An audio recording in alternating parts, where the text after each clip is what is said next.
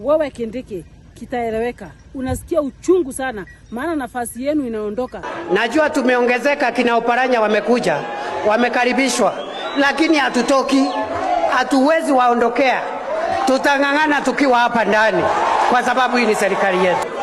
Wewe unajenga nyumba, unaweka plasta, unaweka sofa set, unaweka TV, alafu badala ya kuenjoy unawacha, unaondoka, unaenda kuishi msituni. Mimi siwezi kufanya hiyo kitu. Wewe Kindiki, kitaeleweka. Unasikia uchungu sana, maana nafasi yenu inaondoka. Lakini wakati wa Meru walitoka asubuhi wakamchagua mama kiongozi awatetee, awasaidie. Nyinyi pamoja na Ruto mkashirikiana na makatelo, mkanitoa kwa nyumba ambaye Wameru walikuwa wamejenga wasaidike. Ni kama kununua shamba, ni kama kujenga nyumba, ni kama kuweka TV, kuweka meko, kuweka mattress. Alafu mwanamume mwingine na mtu mwingine anakuja anaingia kwa hiyo nyumba. Hatuwezi kubali kama Wameru muharibu nyumba yetu. Vile unasikia uchungu ndio Wameru wanasikia uchungu. Na sasa kitaeleweka, na linda mwananchi. Lazima hiyo uchungu Mungu alipishia Wameru, na Mungu analipisha na atalipisha. Na kuambia hivyo Kindiki, hapa kitaeleweka.